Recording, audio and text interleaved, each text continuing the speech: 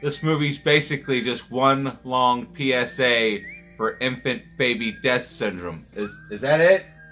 Sudden infant death syndrome. Sudden infant death syndrome. What did I say? Baby infant. Anyway, shut that cat up. I'm trying to make a goddamn video. Cat. Jesus Christ. It's Drewski McGillicuddy's Emelie movie review.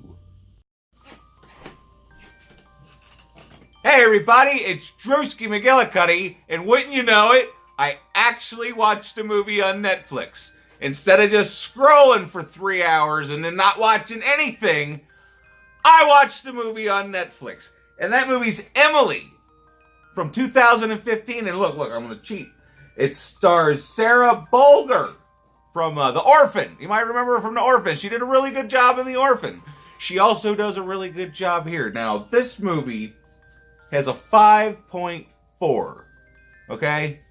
And I read through some of the reviews, and they all say it starts off well enough, and then it loses it in the third act, but I can kind of see that. It's not like the movie's completely uneventful. Anyway, let me tell you a little bit of what the story's about, all right? So, Emelie, her name's Anna, and she's babysitting these kids. And slowly she just starts, being questionable. She's a questionable babysitter on some of the stuff she lets them do or lets them get away with.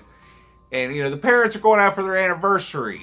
And, their real babysitter canceled. And then their babysitter's friend, who they think is this person, shows up. And it's not like they're trying to hide this. I mean, you know from the trailer, if you've seen the trailer, that this bitch ain't right. There's something wrong about her.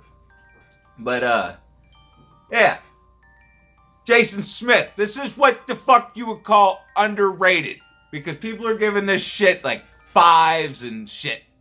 And it's an excellent movie. And who the fuck directed it? Let's see. Look, I'm cheating. It's directed by Michael Thalen. I don't know how to fucking read.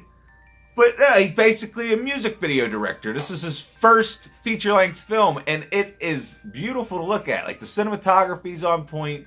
Just some of the shots in the movie, you feel like you're watching something made by a competent director. Not to mention the performances by just even the little kids. Like, there's a 4-year-old little boy in this movie, and he plays a 4-year-old little boy to a T.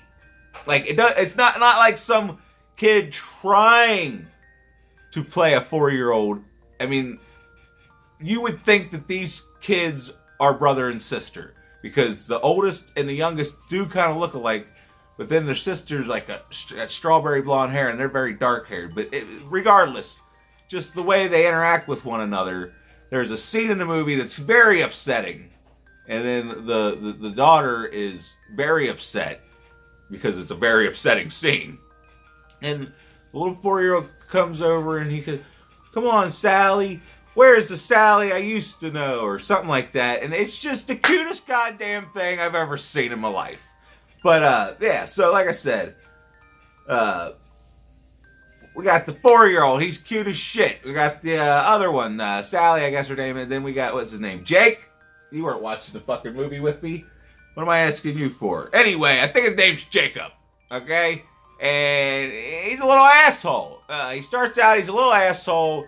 All he wants to do is play video games. He's being mean to his brother, almost throws him down the steps.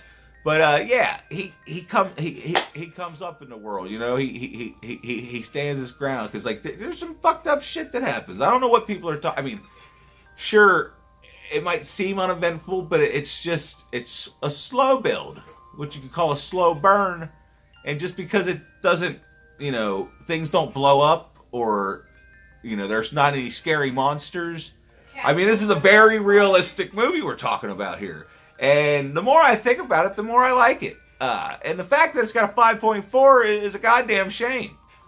Because, I'm going to put a number on it. We're going to give it a solid 7. Just because of the fucking performances alone. The directing's top notch. The editing, the light, everything. Everything about this movie was great. I mean, sure, crazier shit could have happened, but this is almost like, somebody wrote a true story, or a story that could actually happen. So, then you get a bunch of assholes on the internet talking about, oh, this movie's boring. It's like, no, it's not. It's a fucking thriller. It's not a fucking gore fest.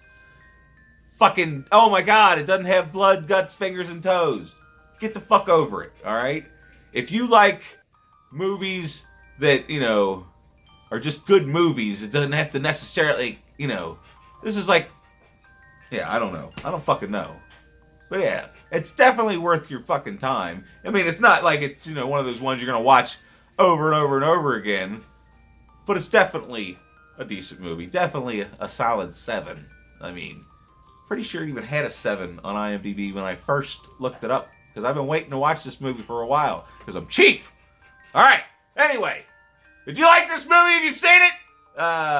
Did you like this video? I'm doing the best I can. I've had a hard day. I fell down. I hurt myself. Anyway, don't fucking worry about it. Like the video, subscribe, and we'll see you next time. And, you know, I'm going to come up with a better catchphrase because, you know.